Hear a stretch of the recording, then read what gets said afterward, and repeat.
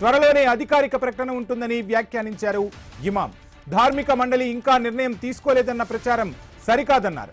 ఇక ధార్మిక మండలి సచివాలయ ముఖ్యుడు అయతుల్లా హుస్సేనీ బుషైరానీ కొత్త సుప్రీం లీడర్ పేరును ప్రకటించాల్సి ఉందన్నది ఇమాం అహ్మద్ వాదన. ప్రస్తుతం ఇరాన్ వ్యవహారాలపై 3 సభ్యుల అత్యున్నత మండలి పర్యవేక్షణ సాగుతోంది. ఖమేనీ మరణం తర్వాత మంగళవారమే ధార్మిక మండలి సమావేశం కావాల్సి ఉన్నప్పటికీ ఇజ్రాయెల్ వైమానిక దాడుల తరుణంలో భేటీ కాలేదు. ఇక ఇమాం అహ్మద్ అల్మోల్-హోదా ప్రకటనను పరిగణలోనికి తీసుకుంటే ఇరాన్ కొత్త సుప్రీం లీడర్గా ఎవరిని ఎన్నుకున్నారు? వైమానిక దాడుల్లో అయతుల్లా అలీ ఖమేనీ చనిపోవడంతో ఆయన కుమారుడు మజఫ్తాను సుప్రీం లీడర్గా ఎన్నుకున్నారా?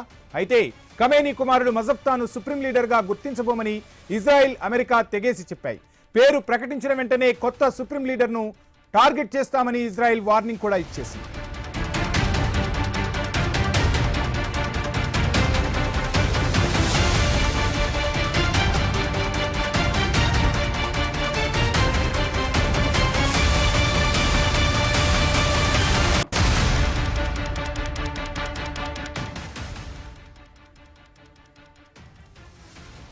రైట్, మొత్తంగా బిగ్ బ్రేకింగ్ మనకు అందుతోంది. ఇరాన్ కొత్త సుప్రీం లీడర్ను ఎన్నుకున్నాం, పేరు ప్రకటనే మిగిలింది అంటూ ఇరాన్లోని ప్రఖ్యాత ఇమాం అహ్మద్ అల్మోల్-హోదా చేసిన ప్రకటన ప్రస్తుతం తీవ్ర కలకలం రేపుతోంది.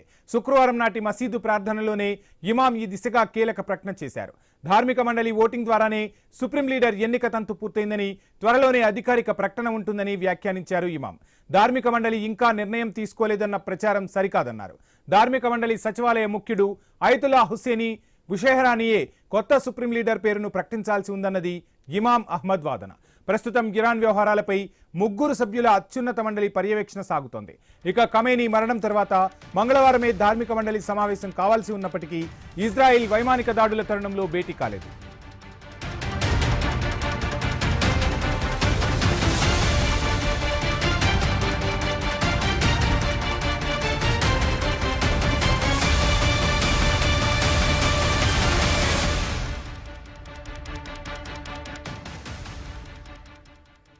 ఇక ఇమాం అహ్మద్ అల్మోల్-హోదా ప్రకటనను పరిగణలోనికి తీసుకుంటే ఇరాన్ కొత్త సుప్రీం లీడర్గా ఎవరిని ఎన్నుకున్నారు?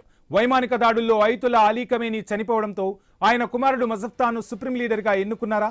అయితే ఖమేనీ కుమారుడు మజఫ్తాను సుప్రీం లీడర్గా గుర్తించబోమని ఇజ్రాయెల్, అమెరికా తెగేసి చెప్పాయి. పేరు ప్రకటించిన వెంటనే కొత్త సుప్రీం లీడర్ను చంపేస్తామని ఇజ్రాయెల్ వార్నింగ్ కూడా ఇచ్చేసింది.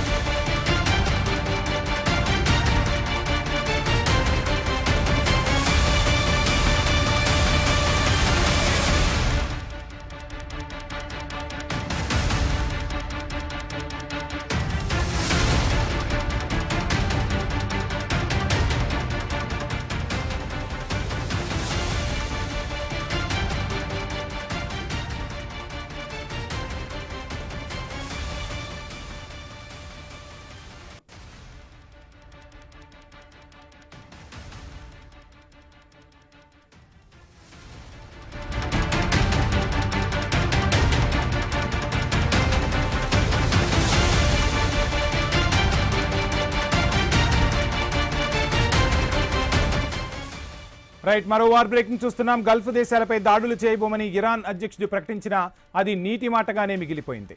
తాజాగా కువైట్పై ఇరాన్ డ్రోన్లతో దాడి చేసింది. ఈ దాడుల్లో సోషల్ సెక్యూరిటీ టవర్కు మంటలు అంటుకున్నాయి. ఈ టవర్లో అనేక మంది ప్రజలు చిక్కుకున్నారు. మంటల్ని ఆర్పేందుకు అగ్నిమాపక దళాలు తీవ్రంగా శ్రమిస్తున్నాయి. తాజా దాడులతో ప్రజల్లో సురక్షిత ప్రాంతాల్లో తలదాచుకోవాలని కువైట్ సైన్యం సూచన చేసింది. అలాగే అంతర్జాతీయ విమానాశ్రయానికి చెందిన ఇంధన ట్యాంకులకు మంటలు అంటుకోవడంతో వాటిని ఆర్పివేశారు. కువైట్తో పాటు సౌదీ అరేబియా, ఖతార్లలో ఇరాన్ దాడులు కొనసాగుతున్నాయి.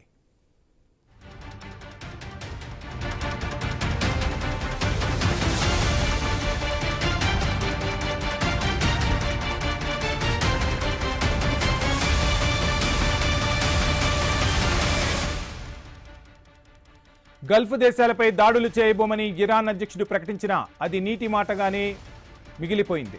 తాజాగా కువైట్పై ఇరాన్ డ్రోన్లతో దాడి చేసింది. ఈ దాడుల్లో సోషల్ సెక్యూరిటీ టవర్కు మంటలు అంటుకున్నాయి.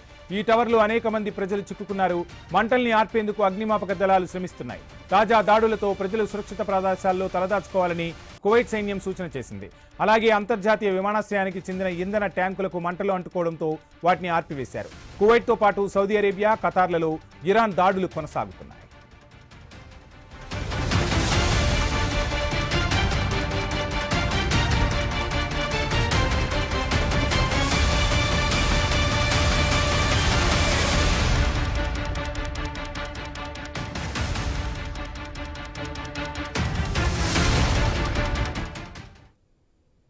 ఇక ఇరాన్ యుద్ధంలో అమెరికా కొత్త ఎత్తుగడ వేసినట్టుగా ప్రచారం సాగుతోంది. ఇరాన్ దగ్గర ఉన్న న్యూక్లియర్ స్టాక్ను జప్తు చేయడానికి స్పెషల్ ఫోర్స్ను పంపే యోచనలో అమెరికా ఉన్నట్లు సమాచారం. ఇరాన్ దగ్గర అణుబాంబు ఉండకూడదన్నది అమెరికా, ఇజ్రాయెల్ మొదటి నుంచి చేస్తున్న వాదన. న్యూక్లియర్ వెపన్ నెపంతోనే ప్రస్తుతం యుద్ధం సాగుతోంది. తాజా యుద్ధంలో ఇరాన్ను ఆర్మీ స్థావరాల నాశనం చేశామని ప్రకటనలు చేస్తున్న అమెరికా అధ్యక్షుడు ట్రంప్ ఇదే సమయంలో ఇరాన్ అణుకేంద్రాల్లో దాచిపెట్టిన అణుబాంబు తయారీ సామాగ్రి జప్తునకు ప్లాన్ చేసినట్లు ప్రచారం సాగుతోంది. దీనిపై గ్రౌండ్ ఆపరేషన్ కు ప్లాన్ చేస్తున్నట్లు సమాచారం.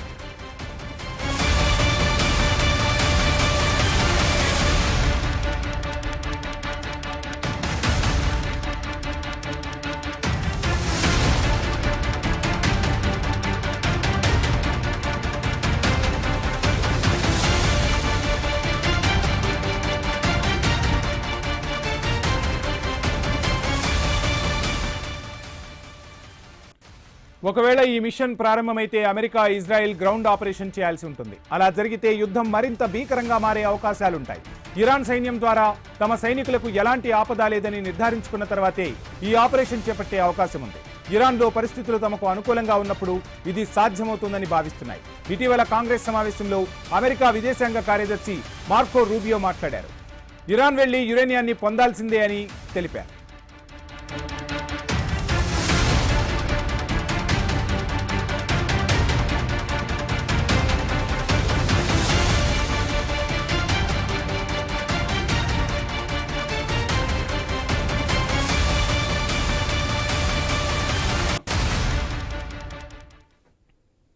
ఇక ఇరాన్పై నిప్పుల వర్షం కురిపిస్తోంది ఇజ్రాయెల్. సండే హాలిడే కూడా లేదు, కుమ్మేస్తోంది. ఇరాన్లోని ఆయిల్ డిపోలపై అటాక్స్ చేస్తోంది. రిఫైనరీలను నాశనం చేస్తోంది. మంటలు ఎగిసిపడుతున్నాయి. దట్టమైన పొగ కమ్మేస్తోంది. చుట్టుపక్కల ప్రాంతాల వాళ్లు తీవ్ర భయభ్రాంతులకు గురవుతున్నారు.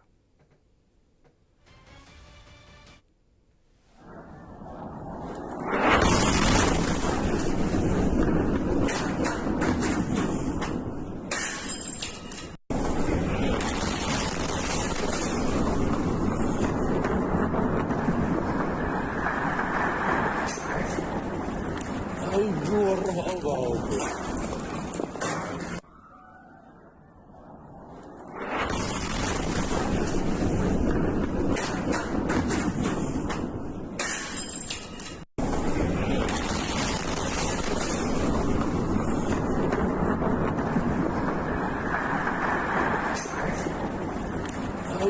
الرهبة